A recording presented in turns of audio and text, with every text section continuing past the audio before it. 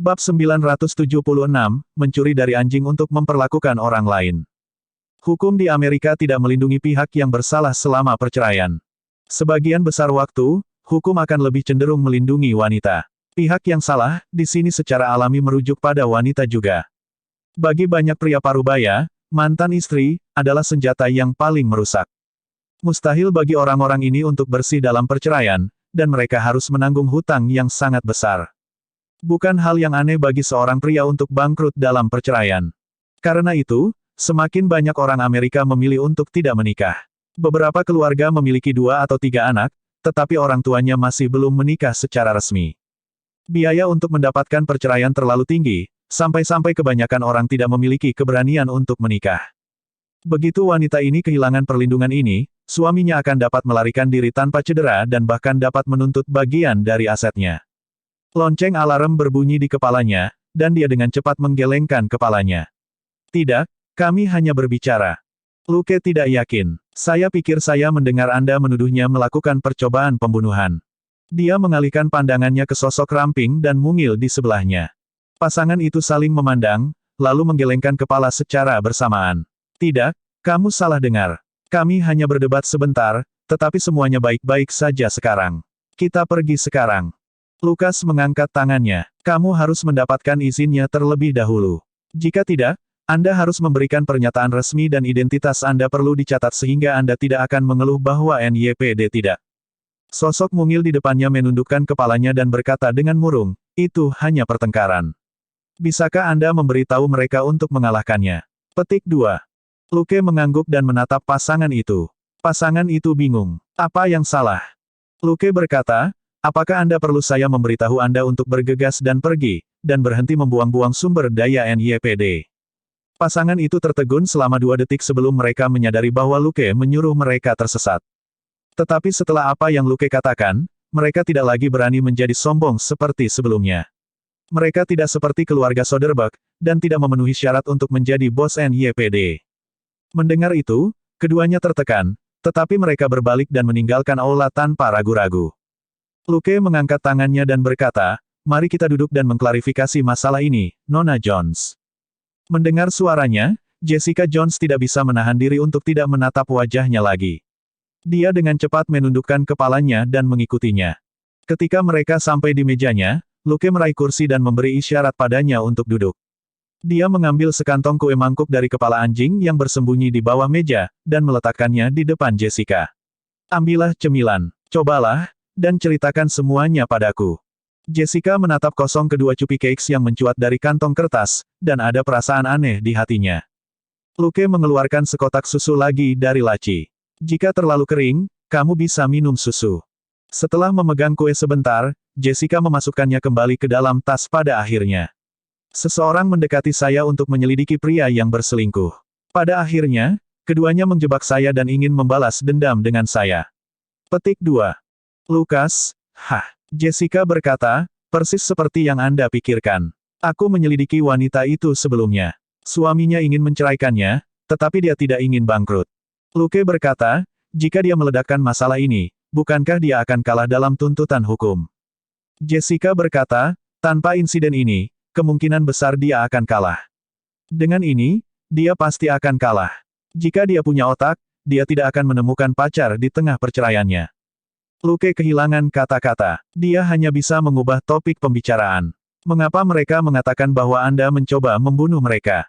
Jessica berkata, karena aku menghancurkan tempat mereka berselingkuh. Mereka mungkin takut aku akan menghancurkan mereka juga. Lukas terkejut. Perusahaan Anda juga melakukan pembongkaran. Jessica memutar bola matanya kesal. Itu karena mereka memiliki mulut yang kotor. Sepertinya saya mengambil foto dia mencuri sesuatu yang besar. Lukas berpikir sejenak. Perceraian bukan masalah kecil, kan? Jessica berkata, lagi pula dia akan bercerai. Hanya saja dia mungkin tidak bisa mendapatkan uangnya. Apa yang dia inginkan adalah uang, dia tidak tertarik untuk menyelamatkan pernikahannya. Luke memiliki gambaran kasar tentang situasinya, dan tidak tertarik untuk melanjutkan penyelidikan. Dia menemukan Jessica bahkan lebih enak dipandang.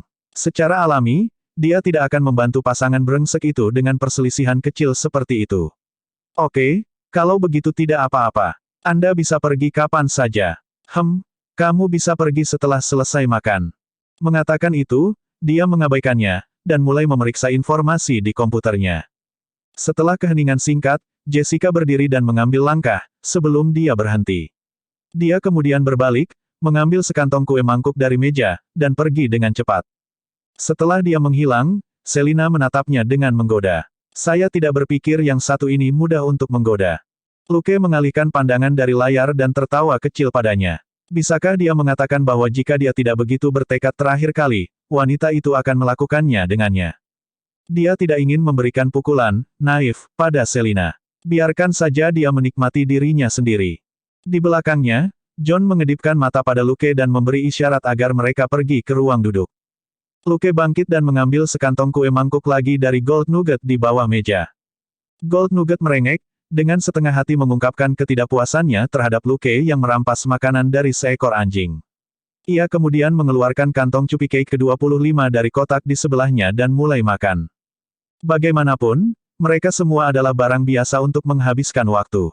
Iblis bisa mengambilnya jika dia mau. Di ruang tunggu, Luke melemparkan kantong kertas itu. John, yang sudah duduk di sofa dan menghela nafas dengan nyaman, menangkap tas itu. Dia membukanya dan mulai makan tanpa ragu-ragu. Kamu butuh bantuanku dengan sesuatu. Luke berkata, semua orang di kantor memiliki beberapa. Tangan John berhenti. Semua orang. Luke berkata, sekitar 150 kantong. John terdiam. Ada sedikit di bawah 180 orang di departemen ini, dan 2/3 dari mereka paling banyak datang ke departemen kepolisian setiap hari. Kata-katanya teredam saat dia mengunyah kue. Kamu mungkin juga membuka toko roti. Ini jauh lebih baik daripada menjadi detektif. Luke menatapnya seperti dia idiot. John adalah contoh klasik dari seseorang yang terlihat kasar tetapi memiliki kecerdasan yang cepat. Tindakan dan penampilannya yang ceroboh tidak bisa menyembunyikan ketelitiannya sebagai detektif papan atas. Sekali melihat ekspresi Luke dan dia tahu bahwa dia telah mengatakan sesuatu yang salah. Bukankah begitu? Luke berkata, jika Anda tidak meledakkan bagian dari Nakatomi Plaza dan menyebabkan kerusakan jutaan dolar, saya yakin Takagi akan memberi Anda ratusan ribu dolar sebagai hadiah pribadi. John mendengus. Aku terlalu sibuk membunuh orang-orang dengan RPG, tunggu, bagaimana kamu tahu Takagi akan memberiku hadiah pribadi? Luke tersenyum tanpa mengatakan apapun. John tidak membutuhkannya untuk mengatakan apa-apa lagi. Dia memukul kepalanya dengan frustrasi. Lalu, apakah aku kehilangan ratusan ribu? Lukas tertawa. Lihat sisi positifnya, Johan. Luke berkata, dibandingkan dengan hadiah ratusan ribu, hal terbaik adalah Anda tidak kehilangan jutaan. Bukannya Anda bisa meminta NYPD untuk melunasi utang Anda di Los Angeles. Bab 977, mati. Sayang sekali. Bantu tuangkan aku secangkir kopi, terima kasih. John membandingkan mendapatkan ratusan ribu dengan kehilangan jutaan di hatinya, lalu dengan tegas menyerah pada penyesalan yang tidak berarti ini. Dia kemudian bertanya tentang apa yang terjadi barusan. Gadis itu, apakah kamu tertarik? Saat dia mengatakan itu, wajah pokernya yang biasa hilang, dan dia mengedipkan mata dengan cara yang vulgar. Luke merasa itu aneh. Kamu tidak pernah peduli dengan kehidupan pribadi Bill. Apakah Anda salah minum obat hari ini? John tersenyum dan menjulurkan bibirnya. Betapa beraninya kamu untuk begitu terbuka di depan Selina. Hehehe. Mengatakan ini, ekspresinya menjadi lebih bersemangat. Luke menuangkan secangkir kopi dan meletakkannya di depannya. Saya berani. Apakah kamu? Mulut John terbuka. Dia benar-benar ingin mengatakan iya, tetapi ketika dia mengingat masa lalu, dia menyadari bahwa dia belum pernah melakukan hal seperti ini sebelumnya. Dia benar-benar tidak percaya diri untuk membual tentang hal seperti ini. Luke berkata, saya tahu Jessica dari sebelumnya. Aku hanya membantunya sedikit. Atau haruskah aku membantu pasangan itu? John membandingkan kedua pihak di kepalanya dan merasa bahwa tidak ada yang salah dengan apa yang dikatakan Luke. Ketika dia menangani kasus sebelumnya, dia secara tidak sadar memihak Jessica. Seorang wanita muda yang cantik dan pendiam selalu mengumpulkan lebih banyak simpati daripada pria paruh baya yang tampak biasa. Setelah memotret angin sepoi-sepoi sebentar, mereka kembali bekerja. Mereka hanya mengobrol tentang kasus kecil ini, tetapi hati John memang sedikit gosip. Melihat Luke dan Selina, yang setenang biasanya, John hanya bisa mengagumi mereka. Orang-orang muda saat ini begitu berani dan liar. Saat itu, Pria parubaya botak itu tiba-tiba teringat bahwa dia tidak memiliki sejarah romantis yang pantas untuk dibanggakan. Pacar pertamanya di sekolah menengah telah mencampakkannya dengan sangat cepat. Mengingat bahwa dia telah dicampakkan oleh istrinya baru-baru ini, dia merasa lebih tertekan. Luke, di sisi lain, bergumam pada dirinya sendiri, Jessica tampaknya tidak dalam keadaan pikiran yang baik. Apakah isyarat psikologis sebelumnya sudah hilang? Penyakit mental adalah masalah yang rumit dan rumit. Bahkan dengan psikologi dasar, hipnosis dasar, komunikasi mental dasar dan kekuatan mental 40, dia tidak berani mengatakan bahwa dia bisa menyembuhkan beberapa penyakit mental. Tetapi beberapa hari telah berlalu, dan kasus di dermaga di taman tidak lagi rahasia. Bukan masalah besar untuk hanya mengungkapkan bahwa Kilgrave sudah mati. Penyakit mental tidak sesederhana itu. Bahkan jika Jessica tahu Kilgrave sudah mati, dia tidak akan bisa kembali normal. Tapi ini mungkin akan memiliki dampak yang signifikan pada dirinya, dan itu tidak sepenuhnya mustahil untuk meringankan beberapa gejalanya. Selain itu, dia bisa berkonsultasi dengan Dr. Haley tentang Molly, salah satu korban Kilgrave, anak SMA lainnya. Dengan kematian Kilgrave, nilai terakhirnya harus diperas. Kalau tidak, bagaimana dia bisa menebus semua dosa yang telah dia lakukan? Memikirkan itu, Luke mengeluarkan ponselnya dan menghubungi Haley. Dr. Haley mengatakan bahwa dia bebas sore itu, dan dia bisa mentraktirnya makan siang. Terkejut dengan permintaan itu, Luke tidak bisa menahan diri untuk tidak bertanya, "Saya baru saja memperkenalkan Anda kepada seorang klien kemarin, dan Anda ingin saya mentraktir Anda hari ini." Tertegun sejenak, Haley tertawa terbahak-bahak. "Oke, hadiahku." Setelah bekerja di siang hari, ketika Haley tiba di restoran, dia geli melihat Luke dan Selina sudah ada di dalam. Yah, setidaknya dia tidak perlu khawatir detektif Luke memikirkannya. Dia sudah menebak ini sebelumnya. Tidak heran, istri, Anda begitu percaya diri pada Anda. Anda bahkan membawanya ke sini untuk makan dengan seorang wanita cantik. Kamu benar-benar pemalu seperti tikus. Sementara dia melihat ke bawah dengan jijik mutlak pada tikus pengecut tertentu, ekspresi Haley sangat normal. Setelah makan siang, semua orang mengobrol tentang bisnis sambil menikmati makanan penutup. "Kamu ingin tahu tentang Monroe itu, kan?" Haley langsung berkata, kondisinya sangat menarik. Dia menderita kasus skizofrenia yang tidak biasa. Aku curiga dia. Setelah berbicara lama, dia akhirnya keluar dari mode profesional, hanya untuk melihat dua orang di seberangnya tampak bosan. Luke menyesap kopinya dengan malas sementara Selina memakan strawberry sundae miliknya. Haley menghela napas. "Kamu di sini bukan untuk Monroe." Luke tersenyum dan melihat sekeliling. Dia kemudian mengeluarkan file dari tasnya dan mendorongnya. "Saya lebih khawatir tentang kondisi Molly." Sambil mengerutkan kening, Haley membuka file itu dan berkata, dia dalam kondisi yang sangat buruk. Mungkin butuh waktu lama baginya untuk pulih, kecuali dia melihat Kilgrave mati di depannya.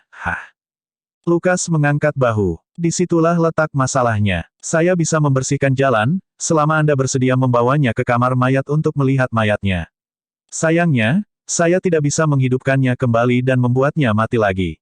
Petik 2. Haley kehilangan kata-kata di hadapan sikap Luke yang begitu saja. Dia membaca file itu dengan hati-hati, dan mau tidak mau bertanya, apakah kamu membunuhnya? Luke berkata, menurut file itu, Biro Detektif kebetulan menemukan mayatnya dalam sebuah kasus. Melihat deskripsi kasus, Haley menggelengkan kepalanya dengan menyesal. Betulkah? Sayang sekali. Luke bertanya, apakah ada masalah? Apakah ini berita buruk bagi Molly? Tidak. Itu pasti berita bagus. Haley menggelengkan kepalanya dengan tegas. Tentu saja, jika dia bisa melihat tubuh Kilgrave dengan matanya sendiri, itu mungkin bisa membantu kondisinya. Saya akan mempertimbangkan untuk membawanya ke kamar mayat sebagai rencana cadangan. Dia berpikir bahwa sangat disayangkan makhluk aneh ini mati begitu saja. Dia telah merencanakan untuk mempelajarinya. Lukas mengangguk. Seminggu. Jenazahnya akan berada di kamar mayat di Departemen Forensik selama seminggu. Haley berkata, paling banyak lusa. Aku akan membuat rencana. Seminggu adalah waktu yang cukup. Luke berkata, saya harap Anda dapat terus menghubungi saya tentang perawatan Molly. Saya ingin tahu apakah ini membantu.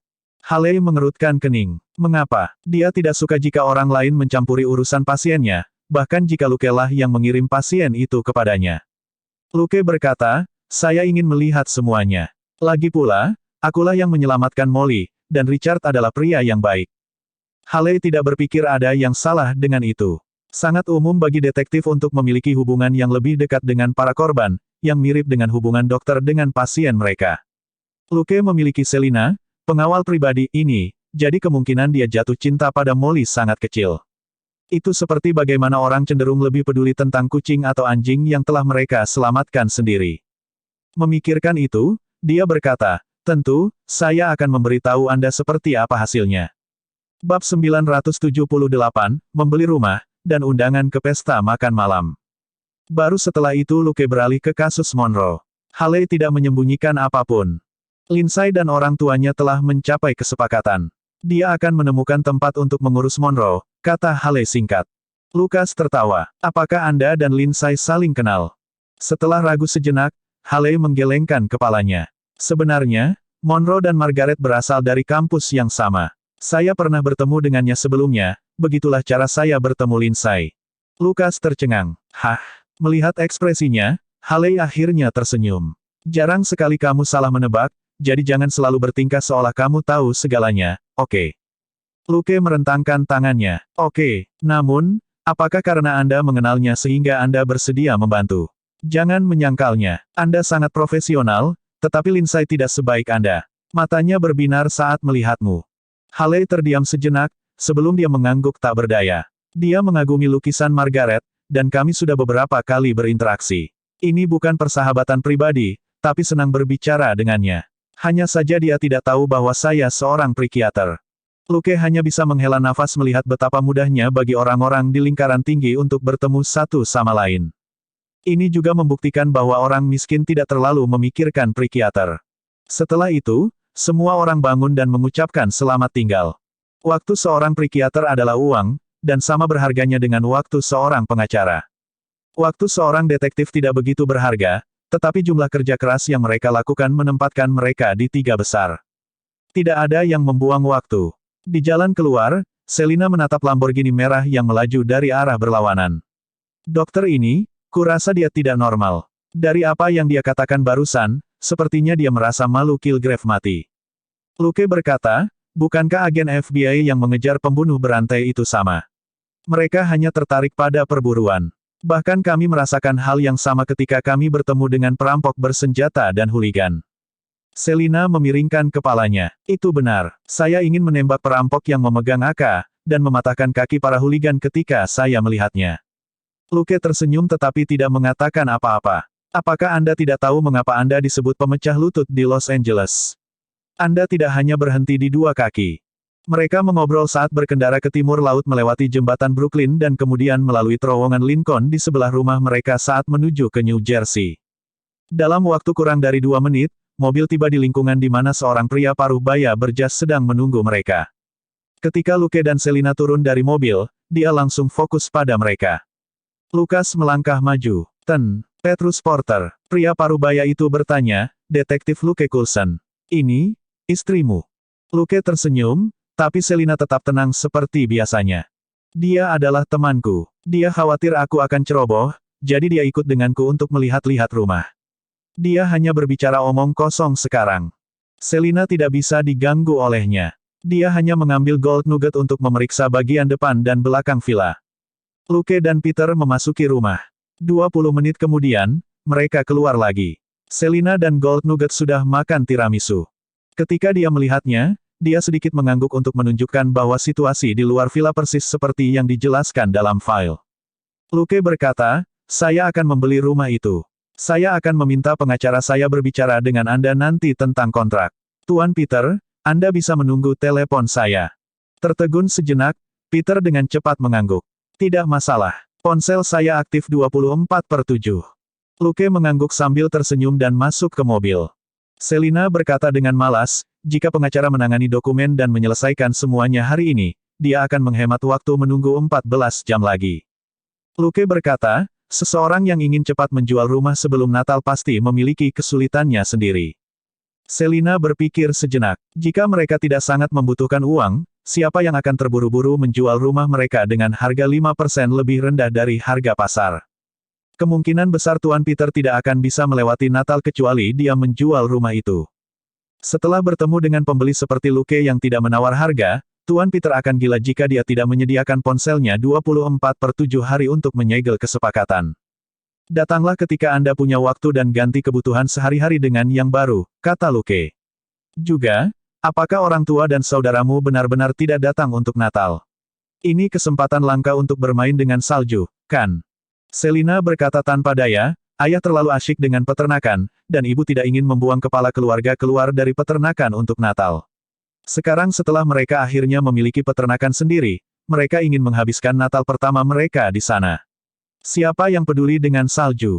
Mereka bisa pergi ke Alaska untuk bermain jika ada kesempatan. Mereka akan memiliki begitu banyak salju sehingga mereka akan muntah. Lukas tercengang. Mereka tidak perlu pergi sejauh itu, kan?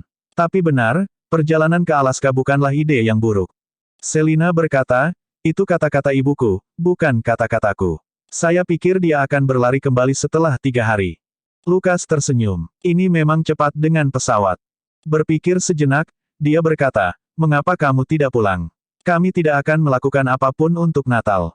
Keluarga Luke akan datang ke New York untuk Natal musim dingin tahun ini, Selina juga bisa kembali dan menikmati reuni keluarga. Dia belum kembali sejak Natal lalu. Merenung sejenak, Selina mengangguk. Baik, lagi pula tidak akan lama dengan pesawat. Ini adalah tahun pertama keluarga Hayek memiliki peternakan sendiri. Sudah menjadi impian seumur hidup Mario dan Sandra untuk memiliki tanah di Amerika. Tentu saja, mereka ingin dia kembali sehingga seluruh keluarga bisa bersama. Saat mereka mengobrol, Luke melirik ke barat laut. Damon dan Mindy tinggal hanya 500 meter jauhnya, jadi mereka bisa dianggap tetangga. Sore harinya, Selina keluar bersama Gold Nugget untuk membeli barang-barang untuk villa. Luke bekerja sendirian di rumah. Tiba-tiba, teleponnya berdering. Itu adalah jalur pribadi kedua yang tidak penting. Seperti biasa, nomor itu tidak dikenal, dan itu adalah sambungan telepon tetap. Dia mengangkat panggilan itu. Ini Luke Coulson. Apa yang bisa saya lakukan untuk Anda? Halo, Tuan Coulson. Saya kepala pelayan Jeffrey Soderbergh. Tuan Soderbergh mengadakan pesta makan malam dan mengundang Anda. Aku akan mengirim mobil untuk menjemputmu jam 6 sore. Harap siap. Luke menganggap ini tidak masuk akal. Tidak gratis, tidak pergi. Selamat tinggal. Dia kemudian menutup telepon. Bukannya dia tidak sopan, tetapi sikap pihak lain itu bahkan lebih buruk. Bahkan ketika kepala pelayan menyapanya dengan hormat, nada suaranya menyiratkan bahwa dia membantu Luke. Luke adalah seseorang yang setiap menitnya bernilai ratusan ribu dolar. Apakah mereka benar-benar berpikir bahwa dia adalah anak kaya yang tidak memiliki hal lain yang lebih baik untuk dilakukan selain menunggu setiap hari untuk menghadiri pesta makan malam? Luke melengkungkan bibirnya dan dengan santai memerintahkan, "Siput kecil, tambahkan nomor ini ke daftar balasan otomatis." "Iya, Pak," jawab siput kecil segera. Di New Jersey, Tommy Hoffman, kepala pelayan keluarga Soderbergh, tertegun sejenak, sebelum dia memutar nomor itu lagi. "Halo? Saya tidak bisa menjawab telepon sekarang. Jika ada apa-apa, silakan tinggalkan pesan setelah bunyi bip." Bab 979, Anda memiliki keterampilan dalam berurusan dengan orang kaya. Tommy hampir meledak. "Sialan, aku baru saja meneleponmu 5 detik yang lalu, dan kamu tidak bisa menjawab sekarang." Sayangnya, setelah melakukan beberapa panggilan lagi, yang dia dapatkan hanyalah rekaman suara. Tanpa daya, dia meletakkan telepon dan menghela nafas, dan pergi untuk memberi Tony Soderbergh tentang kabar buruk itu. Semuanya damai setelah itu. New York sangat damai malam itu. Bahkan tidak banyak tembakan. Keesokan harinya, Luke dan Selina pergi setelah sarapan. Ketika mereka tiba di villa di New Jersey, Dustin menelepon. "Apakah kamu membuat marah keluarga Soderbergh?" Dia terdengar seperti sedang menahan suaranya. Luke berpikir sejenak sebelum berkata, "Tadi malam, seorang pria yang mengaku sebagai kepala pelayan mereka memerintahkan saya untuk menghadiri pesta makan malam, tetapi saya menolak. Bisakah ini dianggap membuat mereka kesal?" Petik 2. Dustin kehilangan kata-kata. Jika ini dianggap membuat mereka kesal, maka keluarga ini terlalu picik. Tapi, dia melihat wanita parubaya di kantornya dan menghela nafas tak berdaya. "Mengapa kamu tidak datang dan melihat apa masalahnya? Itu mungkin terkait dengan kasus sehari sebelum kemarin." Lukas tersenyum. "Bos, kamu tahu itu pasti tidak ada hubungannya, kan?" Dustin berkata, "Tolong bantu aku. Ada banyak hal yang harus saya lakukan di sini, tetapi Nyonya Soderbergh ini sedang duduk di kantor saya dan ingin saya menelepon Anda. Aku tidak bisa mengusirnya begitu saja. Luke menganggap itu lucu. Kamu khawatir keluarga Soderbergh akan menyumbang terlalu sedikit ke NYPD tahun depan, dan direktur akan menyalahkanmu, kan? Dustin berkata, tentu saja. Orang kaya semuanya picik, ya, bukan kamu. Luke sangat terkesan dengan cara dia memarahi orang kaya di depan orang kaya. Baiklah, minta dia meluangkan waktu untukku. Akan lebih baik jika kita bertemu sendirian. Saya tidak punya waktu untuk pesta makan malam atau apapun. Saya sangat sibuk. Dustin bertanya, kamu, sibuk? Merenung selama 2 detik, Luke berkata, sibuk menikmati kehidupan detektif NYPD pemula, kan? Dustin, aku tidak peduli seperti apa hidupmu, tapi tolong kirimkan keluarga ini agar tidak menggangguku. Saya percaya Anda memiliki kemampuan, Luke. Petik 2. Lukas tercengang. Kemampuan apa itu? Dustin berkata, berhenti berpura-pura, kamu pandai berurusan dengan orang kaya, terutama wanita. Sirah, Jenny Gwenis, dan Jennifer Perry semuanya memiliki hubungan yang cukup baik dengan Anda. Lukas, oke. Namun, di dalam hatinya, dia membenci Dustin karena hanya berfokus pada wanita. Bukankah Takagi dan Tony Stark lebih kaya? Seperti kata pepatah, ketika Anda memiliki seorang wanita di hati Anda, semuanya akan terkait dengan mereka. Dustin dan Jennifer pasti sudah sangat dekat, hingga Dustin berani mengungkit gosip semacam ini. Diam-diam membenci lelaki tua itu, Luke menutup telepon dan kemudian menelepon Nyonya Soderbergh. Ini adalah nomor pribadi pada kartu yang diberikan Nyonya Soderbergh kepadanya tempo hari, yang telah diteruskan melalui Dustin. Yang lebih menakjubkan lagi adalah bahwa Dustin tidak mendapatkannya. Aurora Soderbergh hanya memberi Luke kartu pribadi ini. Bahkan jika Dustin bisa mengingat nomornya, itu tidak ada artinya. Hanya orang-orang yang mendapatkan kartu nama ini yang berhak menelepon nomor pribadi orang kaya dan berkuasa. Jika orang lain yang tidak tahu aturan mencatat nomor itu dan memutarnya, itu hanya akan dianggap sebagai pelecehan. Memanggil nomor pribadi seperti ini untuk mendapatkan bantuan dari pihak lain hampir tidak mungkin, dan penelepon yang tidak diminta pasti akan masuk daftar hitam. Itulah sebabnya Luke tidak bisa diganggu dengan kepala pelayan. Jika Aurora benar-benar ingin menyampaikan undangan kepadanya, dia bisa memanggilnya sendiri. Bahkan jika dia berpikir itu di bawahnya atau terlalu sibuk, dan begitu juga kepala pelayan memanggil Luke, kepala pelayan seharusnya tidak memperlakukan Luke seperti bukan siapa-siapa. Luke tidak tahu pasti apakah itu masalah dengan Aurora atau kepala pelayan, tapi dia tidak tertarik untuk mencari tahu. Jika seekor anjing menggigit seseorang, apakah mereka akan meminta kompensasi kepada anjing itu? Itu pasti tanggung jawab pemilik. Menurut Luke, Aurora bukanlah wanita tua yang ramah dan baik hati.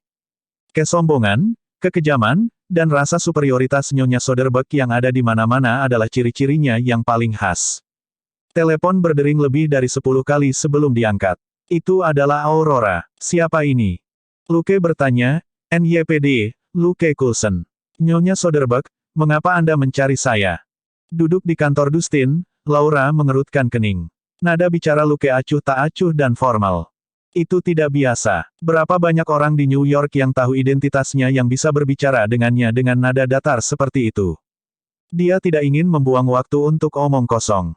Mereka telah belajar pelajaran ketika kepala pelayan digantung tadi malam. Jika memungkinkan, saya ingin mengundang Anda ke tempat saya. Bagaimana kalau kita minum teh sore bersama hari ini? Lukas kurang lebih mengetahuinya. Dia bertanya langsung, masalah pribadi. Setelah keheningan singkat, Aurora berkata, ya, itulah sebabnya saya tidak bisa membahasnya di sini di Departemen Kepolisian. Luke berkata, oke, jam 2 siang. Aura, baiklah, aku bisa mengirim mobil untuk menjemputmu. Luke memotongnya. Nyonya Soderbergh, saya punya mobil sendiri, dan saya tidak cacat. Saya tidak perlu kepala pelayan Anda atau Anda untuk mengatur jadwal saya untuk saya, mengerti?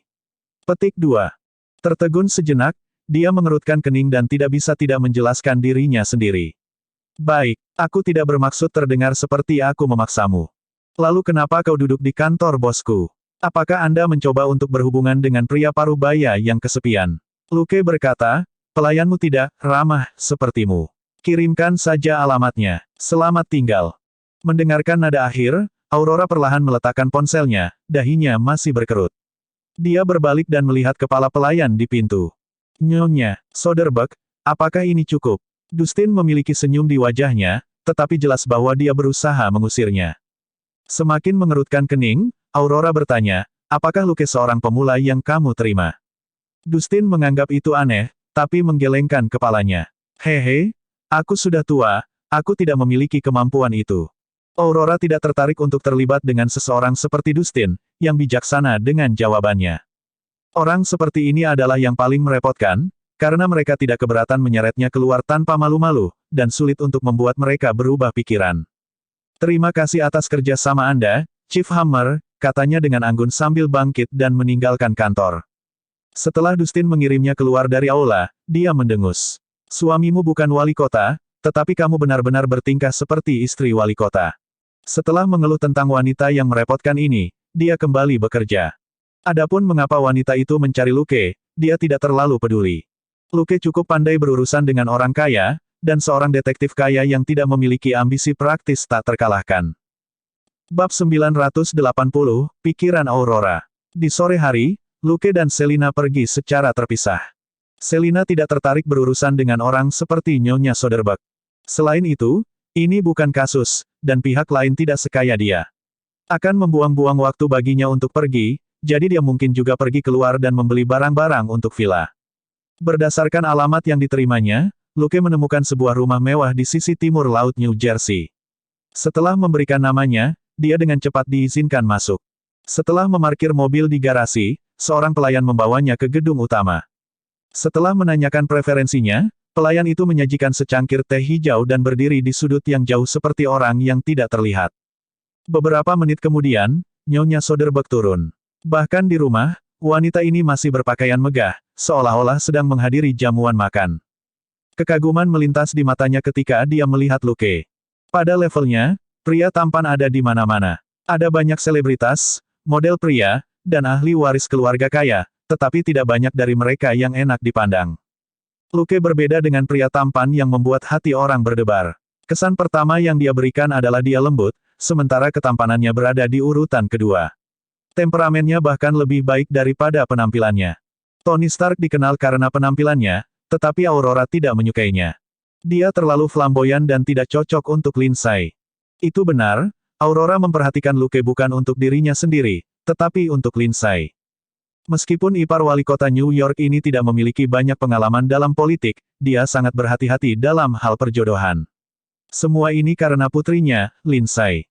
Sejak dia bertemu dengan penipu tunawisma bernama Monroe lebih dari setahun yang lalu, telah terjadi perselisihan besar dalam keluarga mereka. Seolah-olah putrinya, yang selalu baik dan patuh, menjadi kerasukan saat dia terjerat dengan Monroe.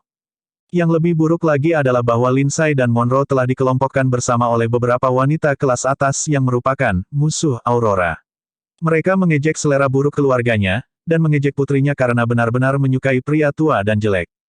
Ini sangat mengganggu Aurora. Meskipun ada banyak orang di Amerika yang memiliki kehidupan pribadi yang berantakan, Lindsay berbeda. Aurora memiliki harapan yang berbeda untuk putrinya. Wanita-wanita yang mengandalkan skandal kamar tidur, wajah plastik dan tubuh mereka untuk menjadi apa yang disebut sosialita dan wanita kelas atas tidak ada apa-apanya di mata Aurora. Lindsay mampu dan cukup kuat untuk memasuki dunia politik dan bisnis dan menjadi tokoh kunci di masa depan. Selama dia mengikuti rencananya, dia akan dapat mengambil alih bisnis keluarga pada usia 40 tahun. Atau dia bisa masuk beberapa departemen dan menjadi tokoh penting seperti pamannya, Michael Soderbergh, untuk melindungi bisnis keluarga. Pada saat dia berusia 50 atau 60 tahun, bukan tidak mungkin baginya untuk menjadi presiden wanita kedua dalam sejarah Amerika. Poin terakhir itu adalah mimpi terbesar dan paling rahasia dari Aurora. Dia tidak pernah menyebutkannya kepada siapapun. Namun di Amerika, seorang wanita harus lebih berhati-hati daripada pria jika ingin memasuki lingkaran berpengaruh. Jika Lindsay ingin melangkah jauh di jalan yang mantap, dia tidak bisa meninggalkan noda besar dari masa mudanya. Michelle Geber, presiden wanita pertama, berasal dari latar belakang minoritas, dan memiliki cacat ringan dan kanker. Dia juga telah difitnah selama kampanye presidennya. Ketika dia menjadi seorang ibu di usia muda, dia bahkan dicurigai sebagai bagian dari konspirasi Rusia dan telah diselidiki berulang kali. Alasan mengapa Aurora dan suaminya bereaksi begitu keras terhadap masalah dengan Monroe adalah karena Lindsay dan Monroe belum benar-benar melakukan apa-apa, dan masih ada kemungkinan Lindsay bisa diselamatkan. Tetapi setelah mediasi, Luke, baik Lindsay maupun orang tuanya sedikit tenang.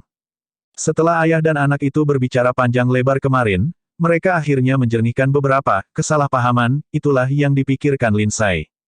Di sisi lain, Aurora telah berpikir lebih jauh.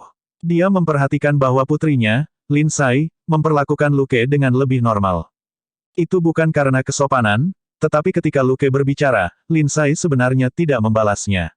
Sebaliknya, dia dengan serius mempertimbangkan saran Luke sebelum dia menerimanya dan bernegosiasi dengan keluarganya. Bagi Lindsay ketika dia merasa sensitif dan tegang, ini jarang terjadi. Aurora juga menyadari bahwa bahkan ketika pemuda itu tidak menunjukkan rasa hormat kepada mereka saat berbicara dengan mereka saat itu, dia sama sekali tidak merasa jijik dengan Luke. Sebagai seorang wanita yang memiliki indera yang tajam dalam hal ini, dia segera memiliki ide baru. Tidak peduli apa, dia tidak bisa menerima seseorang seperti Monroe, tetapi seseorang seperti Luke, tampak baik-baik saja. Bukannya dia ingin putrinya menjadi dekat dengan Luke sekarang. Hanya saja lebih baik putrinya berhubungan dengan pria normal, seperti Luke terlebih dahulu daripada dengan artis egois yang tidak dapat dijelaskan itu. Dia juga telah memeriksa catatan Luke. Dari arsip polisi, pemuda ini memiliki kekayaan bersih jutaan di usia yang begitu muda. Dia tidak memiliki noda pada catatannya, dia memiliki reputasi yang baik dengan pria dan wanita, dan sikap serta kemampuannya dalam bekerja luar biasa. Ini sudah cukup. Keluarga Soderbergh hanya membutuhkan 8 hingga 10 tahun untuk mempersiapkan seseorang yang sudah memiliki kemampuan dan keterampilan. Tentu saja, Luke masih terlalu muda. Aurora sedikit terkejut ketika dia membaca bahwa dia berusia 19 tahun. Seorang detektif 19 tahun yang bernilai jutaan yang tidak ada hubungannya dengan keluarganya, dan yang juga bahkan lebih mampu daripada putrinya sendiri. Setelah keterkejutannya yang singkat, dia masih memutuskan untuk melanjutkan rencananya. Lagi pula, detektif dapat dianggap sebagai bagian dari departemen kota, dan ada banyak cara untuk dipromosikan, itu adalah karir yang jauh lebih stabil dan menjanjikan daripada menjadi seorang seniman.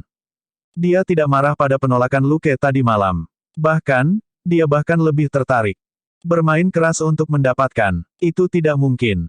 Itu normal bagi anak laki-laki yang cakap dan kaya untuk menjadi sombong di usianya. Ada banyak ahli waris keluarga yang lebih arogan daripada Luke. Sebagai perbandingan, sikap Luke tidak buruk sama sekali. Jadi, dia pergi ke kantor polisi pagi ini dan mulai dengan bosnya. Setelah berbicara dengan Luke di telepon, dia tahu ada yang tidak beres dengan undangan kemarin. Memainkan trik kotor di belakang punggung orang sangat umum di kalangan wanita kelas atas di New York. Dia terlalu akrab dengannya. Setelah memanggil kepala pelayan dan dengan hati-hati memverifikasi kata-katanya, Aurora mengerti bahwa kepala pelayan telah melakukan sesuatu yang salah. Kepala pelayan mungkin berpikir bahwa Luke adalah seorang pemuda yang mencoba menjilat dengan Soderbergh, jadi dia memberinya sikap hadiah yang biasa, hanya untuk ditolak oleh Luke. Sebagai tanggapan, Aurora hanya memecat kepala pelayan, yang baru saja dipromosikan 2 bulan lalu. Itu adalah satu hal baginya untuk bersikap kasar, tetapi baginya untuk menepisnya ketika dia menanyainya, sikap seperti ini setelah membiarkan posisinya mencapai kepalanya akan dengan mudah membuat keluarganya dalam masalah. Lagi pula, dia sudah meninggalkan kesan buruk pada Luke. Luke tidak tahu apa yang dipikirkan Aurora. Dia hanya berdiri dengan sopan dan menyapanya ketika dia turun, sebelum dia menyuruhnya duduk lagi. Apa yang aneh adalah bahwa baru 2 hari sejak terakhir kali dia melihatnya, dan dia tampak sangat ramah padanya. Bab 981, keluarga bermasalah menyerang lagi. Pada saat itu, jarak mereka hanya 3 meter. Tidak seperti ketika dia hanya bisa mendengar suaranya melalui telepon sebelumnya, Luke sekarang dapat dengan mudah merasakan dengan komunikasi mentalnya bahwa wanita arogan dan kasar ini, yang terkenal di kalangan kelas atas New York, sangat mengaguminya. Dia tidak bisa melanjutkan rencana awalnya untuk menyelesaikan ini dengan beberapa kata. Luke merasa semakin asing saat mereka mengobrol. Mengapa Aurora ini terdengar seperti sedang memeriksa latar belakangnya? Mengapa dia begitu tertarik dengan pendidikannya, riwayat pekerjaan, latar belakang keluarga, dan apa yang dia inginkan dari calon istri? Luke tidak tertarik membahas masalah pribadinya dengan wanita ini. Dia hanya tertawa dan berkata langsung, "Nih, Soderbergh, apakah Anda menelepon saya ke sini hanya untuk menanyakan pertanyaan-pertanyaan ini?" Aurora terkekeh dan menyesap teh hitamnya. "Luke, aku baru saja mengatakan bahwa kamu bisa memanggilku Aurora." Luke berkata, "Oke, Aurora. Bisakah kamu menjawab pertanyaanku sekarang?" Aurora mengedipkan mata, dan ekspresi liciknya tiba-tiba membuatnya tampak lebih muda. Jika saya mengatakan bahwa saya benar-benar memanggil Anda ke sini untuk berbicara dengan Anda tentang hal-hal sepele ini, apakah Anda akan segera pergi? Luke mengangkat alis dan menganggapnya lucu. Tanpa diduga, dia mengatakan yang sebenarnya. Tentu saja, Aurora tidak tahu siapa yang dia hadapi. Dia tidak berusaha menyembunyikan sikapnya sama sekali. Dia berusia awal 40-an, tetapi tidak pernah miskin sejak dia masih muda, dan karenanya selalu menjaga dirinya dengan sangat baik. Putrinya, Lindsay, cantik bahkan tanpa riasan, dan ibu dan anak perempuannya serupa dalam penampilan mereka. Selain penampilan, tanpa memperhitungkan kepribadiannya, dia benar-benar bisa memikat pria yang tidak mempermasalahkan perbedaan usia. Cara dia mengedipkan mata barusan bahkan lebih bertentangan dengan arogansinya yang biasa. Itu adalah tindakan yang sangat santai, dan jauh lebih disukai daripada bagaimana wanita kaya bertindak. Lukas tersenyum. Aurora, aku hanya detektif kecil, dan aku masih sangat muda. Saya harus bekerja sambil bekerja. Saya tidak punya waktu untuk percakapan kosong dalam jadwal saya. Petik 2. Kekaguman di mata Aurora tumbuh. Jika itu adalah pemuda lain, kebanyakan dari mereka akan datang atas undangannya, dan pekerjaan tidak akan menjadi masalah sama sekali. Tetapi karena Luke telah menjelaskannya, dia tidak bisa benar-benar mengatakan bahwa dia sedang menginspeksinya sebagai pacar putrinya. Dia terbatuk dan berkata, saya perlu berterima kasih atas apa yang terjadi dengan Monroe. Jika Anda mengalami masalah di New York, Anda dapat menghubungi saya. Melihat Aurora yang tiba-tiba, baik hati, Luke sedikit tidak nyaman. Dia merasa sangat aneh ketika dia seperti ini. Pendekatan ramah ini benar-benar tidak cocok untuknya. Lukas hanya bisa mengangguk. Oke, jika saya butuh sesuatu, saya akan melakukannya. Petik 2. Saya mungkin tidak memiliki apapun yang saya butuhkan dari Anda. Pergi mencari tempat lain untuk bermain, dia tidak bisa tidak menambahkan dalam hati. Aurora berkata sambil tersenyum, tapi aku punya permintaan. Tidak ingin membuang waktu, Luke berkata, silakan. Aurora berkata, jika Anda punya waktu, tolong beri Lindsay beberapa petunjuk. Melihat ekspresi terkejut Luke, dia menghela nafas. Saya setuju dengan apa yang Anda katakan di Departemen Kepolisian tempo hari. Jika hanya tentang hukum dalam hal keluarga, lalu apa gunanya keluarga? Itu benar, Luke telah memperoleh hasil lain. Anda pasti sudah mendengar tentang keluarga kami dari atasan dan rekan kerja Anda di kepolisian. Namun, tanyakan saja kepada departemen tentang keluarga kami 2 tahun lalu, dan Anda akan tahu bahwa kami tidak punya pilihan, kata Aurora dengan senyum mencela diri sendiri. Dia berhenti sejenak, suasana hatinya sedikit menurun. Putri kami telah tumbuh dan memiliki cara berpikirnya sendiri setelah lulus kuliah. Dia selalu berpikir bahwa semua yang kita katakan salah dan bahwa kita mengganggu kebebasannya. Hanya saja kami tidak ingin dia jatuh ke dalam lumpur. Bahkan jika dia bisa keluar dari situ, cepat atau lambat orang akan mengejeknya karena tidak bersih. Luke mengerti apa yang dia maksud. Monroe adalah lumpur Lindsay, atau lebih tepatnya, sebuah skandal. Aurora memandangnya dan berkata, ada banyak anak laki-laki di sekitar Lindsay.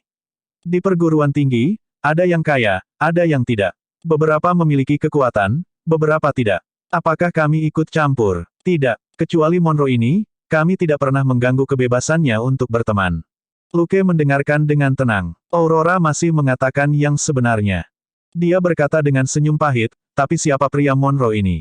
Secara keseluruhan, dia mengambil lebih dari $100.000 dari Lindsay, yang membuatku curiga. Setelah penyelidikan sederhana, saya menemukan bahwa dia bebas dan kecanduan narkoba, bukan ganja, tapi narkoba. Apa menurutmu aku bisa tetap tenang dan membiarkan putriku berinteraksi dengan pria seperti itu dan memberinya uang untuk membeli narkoba? Luke tidak bisa membantahnya. Jika ini terjadi pada Claire, dia akan berpikir untuk membuat pria itu menghilang dari muka bumi. Setelah Anda terlibat dalam perjudian dan narkoba, pada dasarnya Anda kehilangan keuntungan. Ketika kecanduan muncul, seseorang tidak akan peduli dengan keluarganya. Tidak ada yang ingin keluarga mereka bercampur dengan orang seperti itu. Aurora berkata, hubungan kami dengannya sangat rapuh saat ini. Jeffrey mengatakan kepada saya untuk tidak melakukan apapun untuk saat ini, tetapi bagaimana saya tidak bisa. Dia putriku. Aku selalu menyayanginya, sejak dia masih muda hingga sekarang. Jadi, aku hanya bisa memintamu untuk membantuku. Merenung sejenak, Luke berkata, Aurora, aku seorang pemuda dan juga orang luar. Tidak ada yang bisa saya lakukan untuk itu. Tapi Aurora berkata, aku tahu, tapi kamu setidaknya orang normal. Tidak, kamu anak yang luar biasa. Kamu melakukannya dengan baik di sekolah menengah, kamu bekerja keras, dan memiliki reputasi yang baik. Dia kemudian memperhatikan ekspresi aneh Luke. Setelah jeda singkat, Aurora meminta maaf dengan senyum pahit. Maafkan aku, Lukas. Anda tahu bahwa kami paranoid tentang apa yang terjadi dengan Monroe, jadi saya melakukan pemeriksaan dasar pada Anda, tetapi itu terbatas pada latar belakang Anda di Departemen Kepolisian. Saya tidak bermaksud mengganggu privasi Anda. Petik 2. Lukas percaya itu. Jika dia menyelidikinya secara rinci, mereka mungkin tidak akan melakukan percakapan ini. Dibandingkan dengan artis yang kecanduan narkoba, seorang pemuda yang telah mengalahkan ratusan penjahat bersenjata selama lebih dari setahun mungkin tidak akan dianggap normal. Lagi pula, NYPD bukan LAPD, dan tidak akan mencatat prestasi masa lalunya secara rinci. Dustin telah merahasiakan informasi itu. Orang biasa tidak akan bisa melihat detail pencapaian masa lalunya kecuali mereka memiliki otorisasi tingkat tinggi dari LAPD. Tapi ekspresi Luke tetap serius. Aku bisa mengerti perasaanmu, Aurora, tapi bukan berarti aku bisa menerima penyelidikan sesuka hati. Aurora terlihat sedikit malu. Dia telah mengatakan segala sesuatu yang seharusnya tidak dia miliki. Dia tidak tahu mengapa, tetapi semakin lama dia berbicara dengan pemuda ini, semakin dia menyukainya, dan dia semakin tidak waspada. Dia mengangkat tangannya. Baiklah, aku berjanji tidak akan melakukannya lagi. Maafkan aku karena terburu-buru kali ini.